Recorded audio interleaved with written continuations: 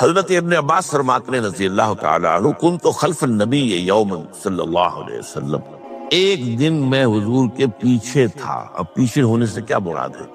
گمان غالب یہ ہے کہ سواری پر، جس کو ردیف بھی کہتے ہیں، واللہ عالم یہ بھی ہو سکتا ہے کہ چلتے ہوئے پیچھے پیچھے چل رہے ہو، ادب کے ساتھ، چچا زاد بھائی ہیں لیکن عمر میں تو بہت چھوٹے ہیں، نوجوان ہیں۔ اس کیفیت میں حضور نے اب ان سے خطاب کیا، یا غلام، اے نوجوان، اے لڑکے کہا، اے لڑکے، وَعَلِّمُكَ كَلِمَاتٍ، میں تمہیں تلقین کرتا ہوں چند کلمات۔ اب یہ ہے حضور کا طریقہ تربیت و تعلیم و تزکیہ۔ وہاں کوئی مدرسے نہیں تھے، وہاں کوئی درس کی محفلیں تو نہیں ہوتی تھی، محفل تو ایک ہی ہوتی تھی ہفتے میں، اور وہ جمعے کا اجتماع ہے، باقی حضور کی صحبت ہے۔ فجر کی نماز کے بعد بھی آپ بیٹھے ہیں، صحابہ بھی بیٹھ گئے، کچھ گفتگو ہو رہی ہے، اسی میں تربیت، اسی میں تعلیم، اسی میں تزکیہ۔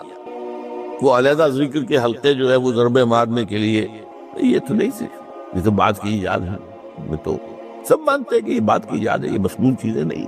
بہرحال حضور نے، اے لڑکے یا اے بیٹے، جو بھی آپ اس کا ترجمہ کریں، میں تمہیں چند باتیں سکھاتا ہوں۔ مطلب کیا ہے؟ وَعَلِّمُكَ كَلِمَاتٍ، توجہ سے سنو، غور سے سنو، حفظ جان بنا لو۔ احفظ اللہ یحفظک، پہلا کلمہ، اللہ کی حفاظت کرو، وہ تمہاری حفاظت کرے گا۔ اب اس سے مراد کیا ہے؟ عام طور پر سمجھا گیا ہے کہ اللہ کے احکام کی حفاظت کرو، کوئی حکم ٹوٹنے نہ پائے، وہ تمہاری حفاظت کرے گا۔ اور ایک مفہوم یہ بھی ہو سکتا ہے، اللہ کو اپنے دل میں محفوظ رکھو، اس کی یاد سے اس دل کو، اس خانہ قلب کو خالی نہ ہونے دو، مستحضر رکھو اللہ کو اپنے دل میں، تو اللہ تمہاری حفاظت کرے گا، اللہ تمہیں یاد رکھے گا۔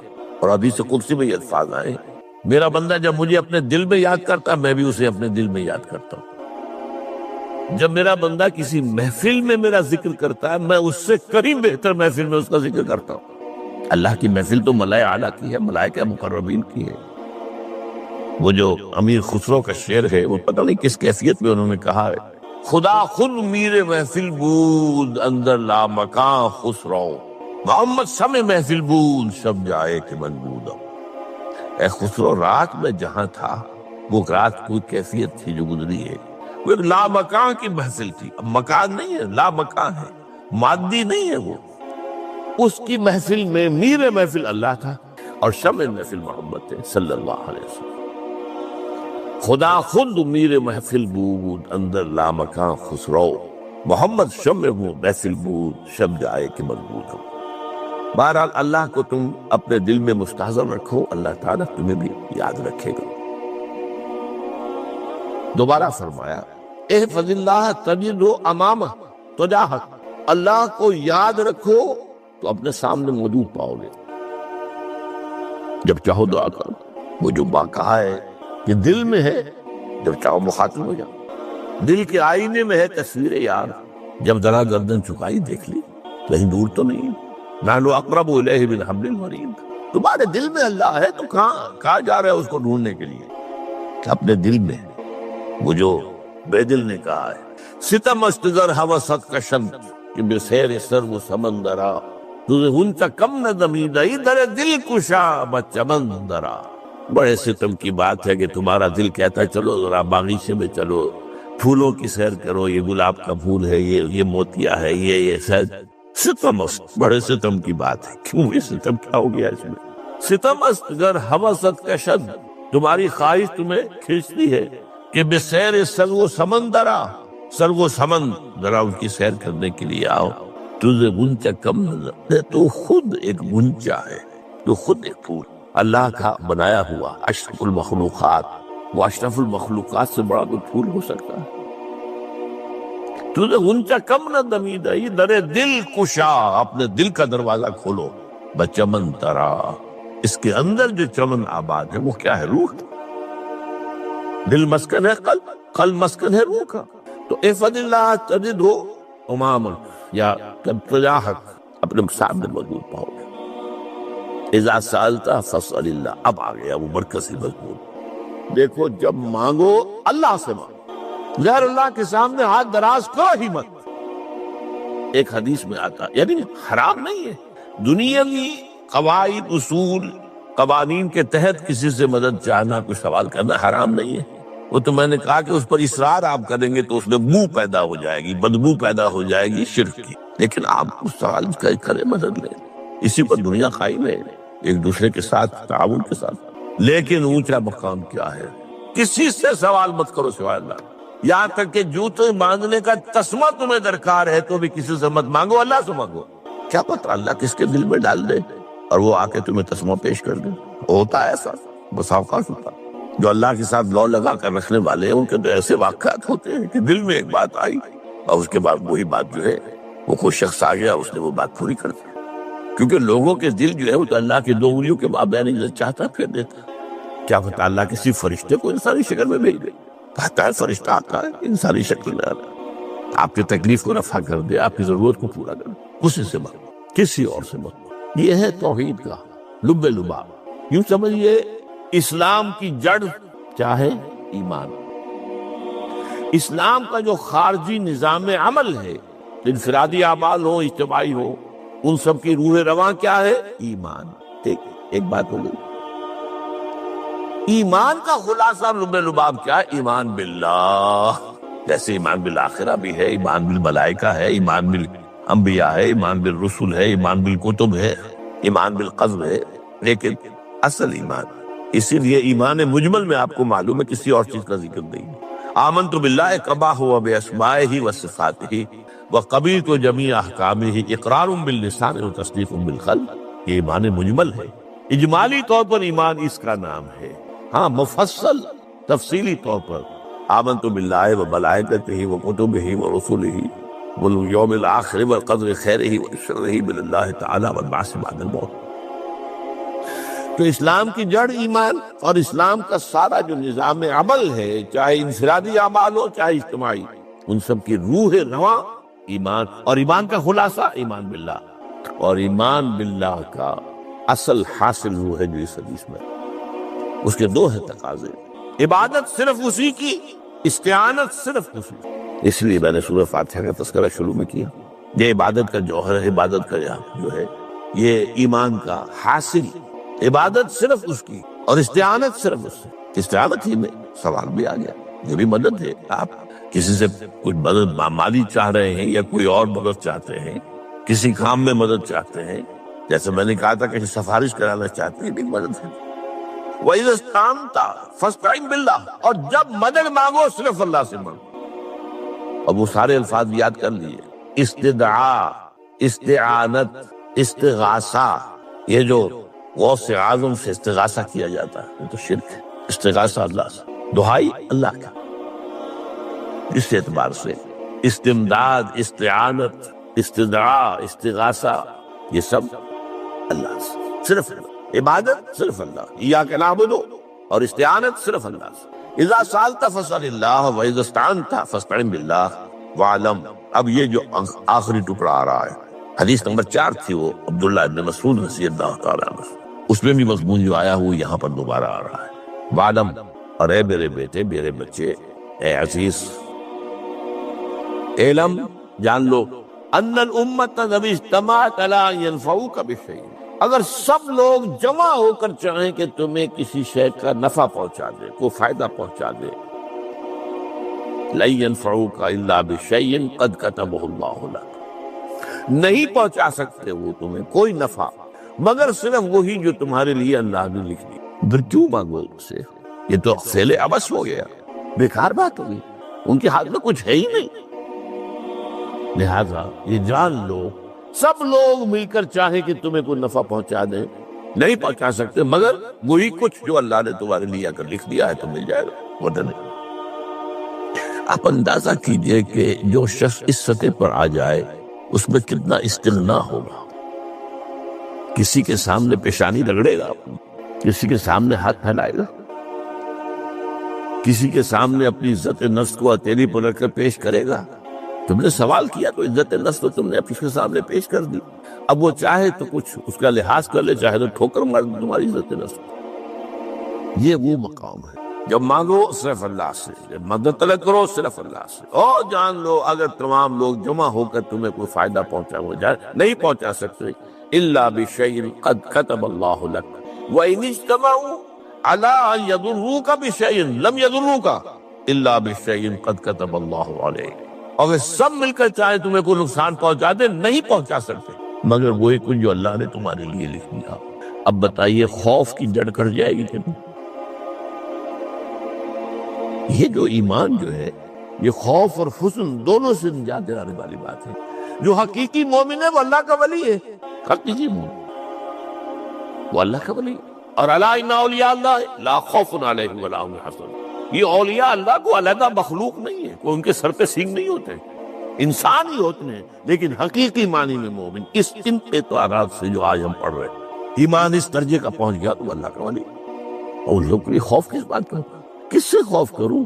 اس کے ہاتھ میں کچھ ہے ہی نہیں، اور اگر کچھ اللہ نے میرے لیے لکھ دیا وہ آتا رہے گا، چاہے میں لاکھ گڑ گڑاؤں اور اس کے سامنے یہ چھوڑ دے، اگر اللہ نے لکھا ہوا ہے وہ تو آئے گا، تو کاہے کو اس کے سامنے گڑ گڑانا، کاہے کو جبرسائی کرنا اس کے سامنے؟ اور کسی کے ہاتھ میں کچھ ہے ہی نہیں، میرا خیر ہے ہی نہیں، کاہے کو خوشامد کرو اس کی؟ اور سنیے، رفعت الاقلام، دیکھو نوجوان، قلمیں اٹھا لی گئی ہیں، وجفت الصحف، اور جو رجسٹر ہیں صحیفے ان کی سیاہی خشک ہو چکی۔ یہ ہے وہ اللہ کا علم قدیم جس میں ہر شے لکھ دی گئی، اس کی قلم اٹھا لیے گئے۔ تو جیسے آپ کو معلوم ہے امتحان ہوتا تھا، 3 گھنٹے ختم ہو گئے، اسٹاپ رائٹنگ، بس اب قلم رک جانا چاہیے۔ وہ قلم تو تقدیر کا کاتب جو ہے وہ قلم اس کا اب اٹھا دیا گیا، اور جو صحیفے جن پر کے لکھا گیا ہے وہ خشک بھی ہو گئے۔ یہ تو روایت ہے جو امام ترمذی نے جس کو روایت کیا، یہ متن ان کا ہے جو ہم نے پڑھا ابھی، اور ان کا قول یہ ہے کہ یہ حدیث حسن صحیح ہے، لیکن یہی روایت اور انہی راوی سے عبداللہ ابن عباس سے رضی اللہ تعالیٰ عنہما اور بھی محدثین نے کی ہے، تو اس میں سے ایک اور متن جو ہے وہ یہاں پر امام نووی نے دے دیا ہے۔ احفظ اللہ تجد امامک، یہ تو پہلا وہ ٹکڑا تھا، وقت تجاہک تھا، یہاں امامک ہے، مطلب ایک ہی ہے، اپنے سامنے پاؤ گے۔ اللہ کی حفاظت کرو، اللہ کو دل میں، اللہ کی یاد کو محفوظ رکھو، گویا کہ اللہ کو مستحضر رکھو۔ ذکر اللہ کے معنی کیا ہے؟ استحضار اللہ فی القلب، یہ ذکر اللہ ہے۔ جنہیں ہم ذکر سمجھ بیٹھے ہیں وہ ذکر کے ذریعے ہے۔ اقیم الصلاۃ لذکری، نماز قائم کرو میری یاد کے لیے، نماز ذریعہ ہے یاد۔ یہ علیحدہ بات ہے کہ آپ نے 17 رکعتیں بھی پڑھنی ہو جو عشاء کی، اور یاد آپ کو آئی ہی نہیں کوئی، آپ تو ایک میکینیکل انداز میں جو ہے وہ اٹھک بیٹھک کر رہے ہیں، اور آپ کے زبان سے کچھ نکل رہا ہے، تو اس کا آپ کے شعور سے، دل کی گہرائی سے کوئی رابطہ ہے ہی نہیں، وہ ذکر تو نہیں ہوا۔ ہاں نماز فرض تھی وہ ادا ہو گئی، آپ کی فرض ادا ہو گئی۔ تو جنہیں ہم نے ذرائع، جنہیں ذکر سمجھا وہ ذرائع ذکر، اللہ اللہ سبحان اللہ سبحان اللہ زبان سے، یہ تاکہ اس کے نتیجے میں وہ ذکر حاصل ہو جائے۔ استحضار اللہ فی القلب، ذکر کے معنی ہے استحضار اللہ فی القلب۔ تعرف الی اللہ فی الرخاء، اور دیکھو کشادگی کے وقت میں تم اللہ کو یاد رکھو، اللہ کی طرف رجوع کیے رہو، بھول نہ جاؤ۔ وہ نہ ہو جو کبھی کہا تھا، بہادر شاہ ظفر کے اشعار میں سے بہت زور کا شعر ہے، ظفر آدمی اس کو نہ جانیے چاہے کتنا ہی ہو فام زکا، جسے عیش میں یاد خدا نہ رہی، جسے تیش میں خوف خدا نہ۔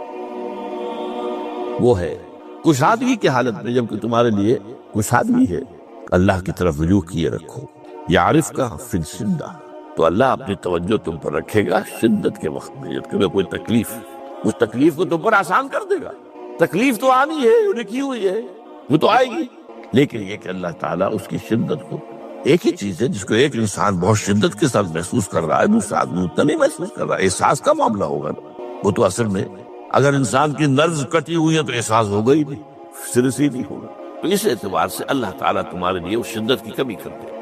وَعْلَمْ أَنَّمَا أَخْطَأَكَ لَمْ يَكُنْ لِيُصِيبَكَ، اور جان لو جو چیز تم سے چھوٹ گئی ہے، رہ گئی ہے، وہ ہرگز تمہیں ملنے والی نہیں تھی۔ اب آپ نے کسی ملازمت کے لیے درخواست دی ہے، درخواستیں مانگی گئی ہیں، اپنی سی محنت کر لی، نہیں ملی ملازمت، اب آپ بیٹھے ہوئے افسوس میں، رنج میں، غم میں، فلاں نے یہ کر دیا، فلاں نے یہ کر دیا، وہ فلاں جو ہے بڑی تکڑی سفارش لے آیا تھا، فلاں نے رشوت دے دی۔ چھوڑو میں اس کو، وہ تمہارے لیے نہیں تھی، کاہے کو اپنے ذہن کے اندر یہ کھچڑی پکا رہے ہو بیٹھے ہو؟ خامخواہ آپ شاید سوء ظن میں بھی مبتلا ہو رہے ہو، کسی نے نہ رشوت دی اور آپ سمجھتے ہو کہ رشوت دی ہے اس نے۔ یہ ساری چیزیں جو ساری سیئات، ان کی جھٹکٹ ہے۔ وَعْلَمْ أَنَّمَا أَخْطَأَكَ لَمْ يَكُنْ لِيُصِيبَكَ وَمَا أَصَابَكَ، جو چیز تم پر آ گئی لم یکن لیخطئک، ہو ہی نہیں سکتا تھا کہ وہ تم پر نہ آتے، یہ کر لیتا تو ہو جاتا، شاید یہ کر لیتا، میں نے ٹیکا پہلے لگوا دیا ہوتا تو یہ بات نہ ہوتی۔ بھائی وہ جو ہونا تھا وہ ہونا تھا۔ اب یہ وہ چیز ہے جس سے انسان میں کیفیت پیدا ہوتی، تسلیم و رضا۔ ہم بھی تسلیم کی خو ڈالیں گے، بے نیازی تیری عادت ہی صحیح، اے اللہ جو تو نے چاہا مجھے قبول ہے۔ اسی لیے میں نے ہم کو آیتیں سنائی سورہ تغابن کی، ما اصاب من مصیبت الا باذن اللہ، کوئی مصیبت نہیں آتی مگر اللہ کے اذن سے۔ ومن یؤمن باللہ یہد قلبہ، جو اللہ پر ایمان رکھتا ہو اللہ اس کے دل کو ہدایت دے دیتا ہے۔ ہدایت کس بات کی؟ تسلیم و رضا۔ ستمش گر حوست کا شد کہ میں سر سلو سمندرا، نہیں یہ دوسرا شعر میں پڑھنا چاہتا تھا۔ سر دوستاں سلامت کہ تو خنجر آزمائی، نہ شبت نصیب دشمن کے شبت ہلا کے تیلت۔ اللہ تیری طرف سے ہے، مجھے قبول ہے، اور بظاہر مجھے تکلیف ہو رہی ہے لیکن یقیناً اس میں میرا کوئی خیر ہے۔ یہ دیکھل خیر، تیرے ہاتھ میں تو خیر ہی خیر ہے، جو بھی تیری طرف سے آئے۔ سر تسلیم خم ہے جو مزاج یاد ہے، اور یہ مضمون جو ہے زیادہ بڑے پیمانے پر سورہ حدید میں آیا ہے۔ ما اصاب من مصیبت فی الارض ولا فی انفسکم الا فی کتاب من قبل ان نبرأها، کوئی مصیبت نہیں آتی نہ تمہاری جانوں میں نہ زمین میں، زمین میں زلزلہ آ جانا، سیلاب آ جانا، کچھ اور زمین کا دھنس جانا، یا یہ ہے کہ تمہاری جانوں میں کوئی بخار ہو گیا، کوئی اور تکلیف ہو گئی، اچانک معلوم ہوا کہ ثابت کو کینسر ہے، اور کینسر بھی اب 3rd stage کو پہنچ چکا ہے، لیکن جو بھی آیا ہے وہ اللہ کے علم قدیم کی کتاب میں پہلے سے لکھا ہوا، فی کتاب من قبل ان نبرأها، یہ کتاب میں درج ہے اس سے پہلے کہ ہم اسے ظاہر کریں۔ اس کا نتیجہ کیا نکلنا چاہیے؟ لیکن لا تاسوا علی ما فاتکم ولا تفرحوا بما آتاکم، افسوس نہ کیا کرو جو تم سے جاتا رہے، چھوٹ جائے، کوئی عزیز فوت ہو گیا، کوئی موقع ہاتھ سے نکل گیا، ارے بھائی میں چوک گیا، بڑا موقع تھا، اب اس پر افسوس کر رہے نہیں، جو چیز لیکن لا تاسوا علی ما فاتک ولا تفرحوا بما آتاک، جو اللہ تمہیں دے دے اس پر اتراؤ مت۔ وما اصابک لم یکن، عبادت کی ایک روح بتائی حضور نے، لب لباب کہیے اس کا، وہ کیا ہے؟ دعا۔ الدعاء مخ العبادہ، الدعاء هو العبادہ۔ حضور کی یہ 2 احادیث بہت سادہ، بہت مختصر۔ دعا ہی عبادت کا جوہر ہے۔ مخ کہتے ہیں ہڈی کے اندر جو گودا ہوتا ہے وہ مخ ہے، گودا جو ہے عبادت کا وہ کیا ہے؟ دعا۔ توحید فی الدعا کیا ہے؟ صرف اللہ کو پکارا جائے، اور شرک فی الدعا، جس کو بھی پکاریں گے آپ مدد کے لیے اس کو آپ نے معبود بنایا ہے۔ کسے باشا یہ مسئلہ سمجھ لیجئے، لا تدعو مع اللہ احدا، اللہ کے ساتھ کسی کو مت مانگو۔ حضور نے فرمایا کہ جوتی کا تسمہ بھی مانگنا ہو تو اللہ سے مانگو، اللہ نے تو دروازہ کھولا ہوا ہے، جو چاہو مانگو، کسی اور سے مت مانگو۔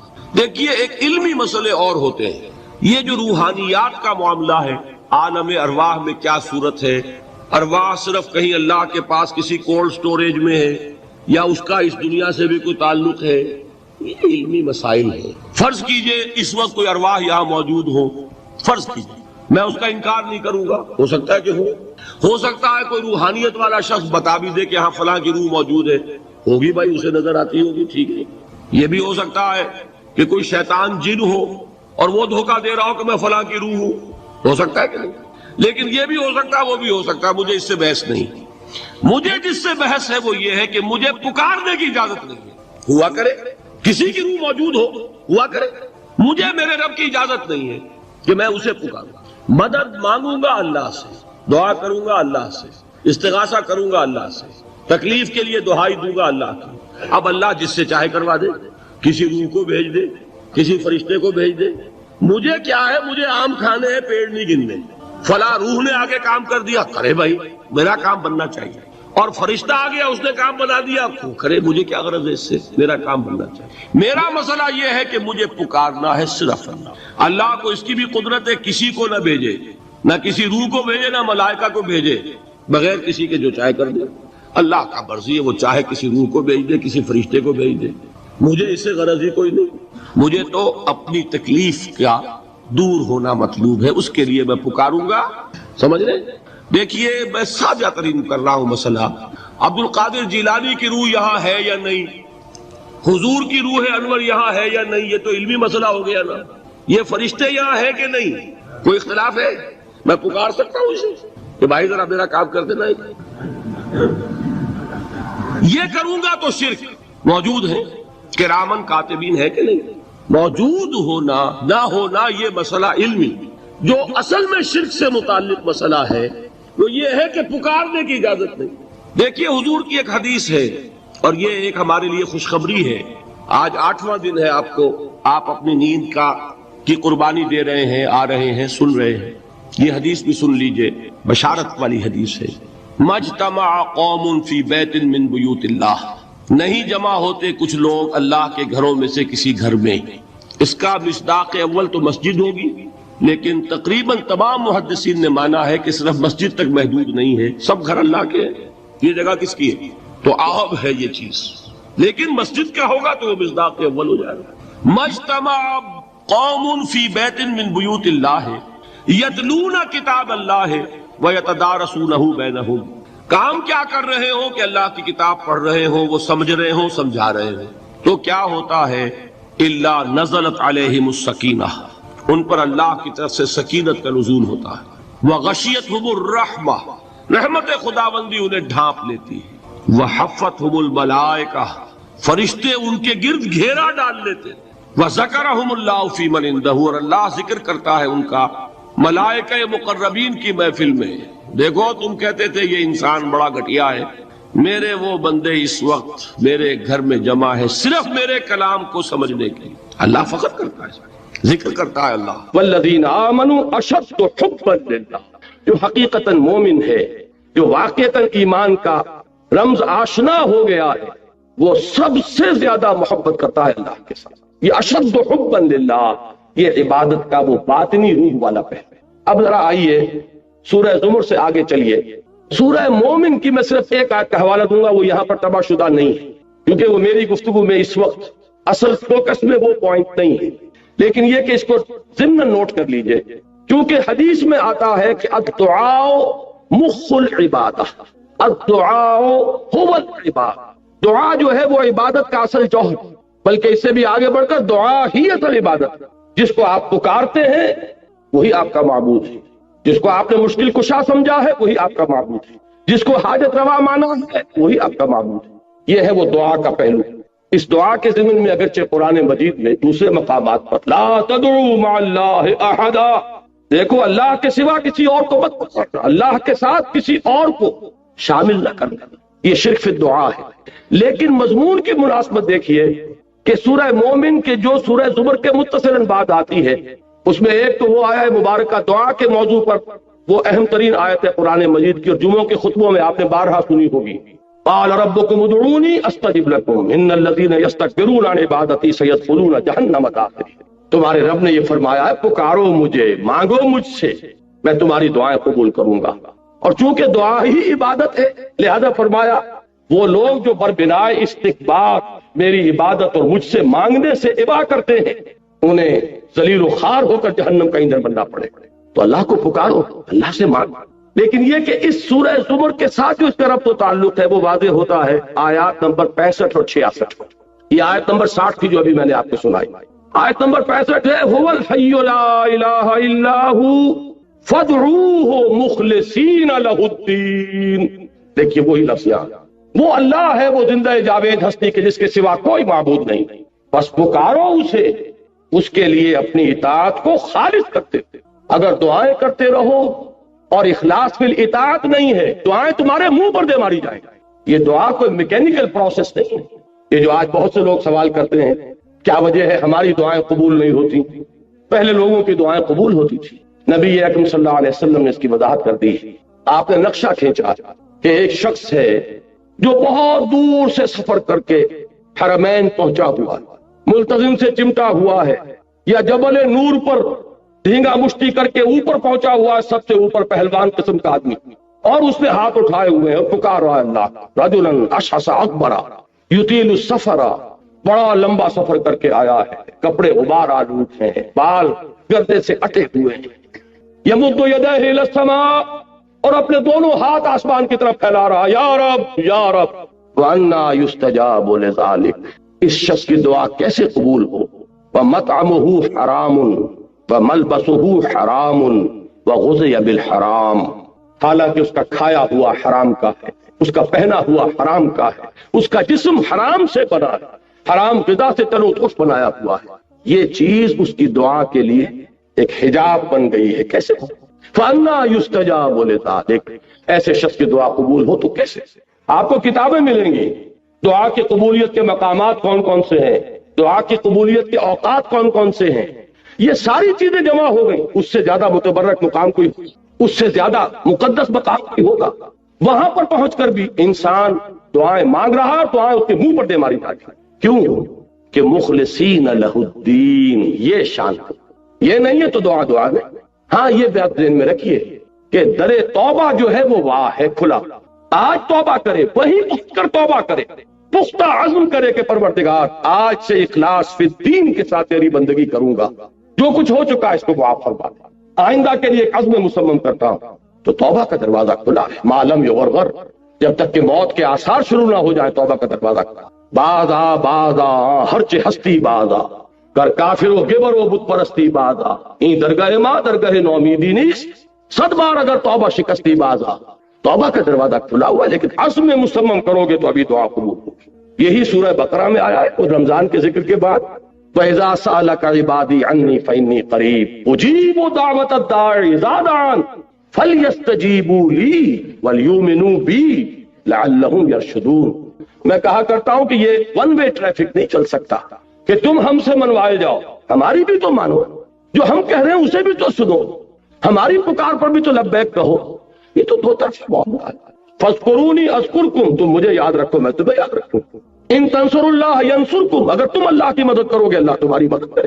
حدیث میں آتا ہے کہ میرا بندہ میری طرف چل کر آتا ہے تو میں دوڑ کر، وہ بارش بھر آتا ہے میں ہاتھ بھر آتا ہوں، وہ مجھے اگر اپنے دل میں یاد کرتا ہے میں بھی اسے اپنے جی میں یاد کرتا ہوں، وہ میرا ذکر اگر کسی محفل میں کرتا ہے میں اس سے بہت اعلیٰ محفل میں اس کا ذکر کرتا ہوں۔ یہ دو طرفہ معاملہ ہوگا، لہذا مجھ سے منوانا ہے تو میری مانو، فَلْيَسْتَجِيبُوا لِي وَلْيُؤْمِنُوا۔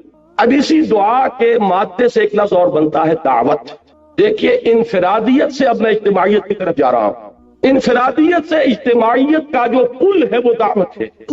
ایک اللہ کا بندہ جس نے انفرادی سطح پر اس توحید کے عملی تقاضے کو اپنی زندگی میں پورا کر لیا، وہ بندہ رب بن گیا، وہ انشراح صدر سے کہہ سکتا ہے کہ انی عبد اللہ، میں اللہ کا بندہ۔ اب وہ کیا کرے گا؟ اب اسی کی دعوت دے گا، اس لیے کہ ایک فرد سے چراغ روشن ہوگا، دیے سے دیا جلے گا۔ یہ بات تم نے اگر اپنی زندگی میں اختیار کی ہے، اب اس کو عام کرو۔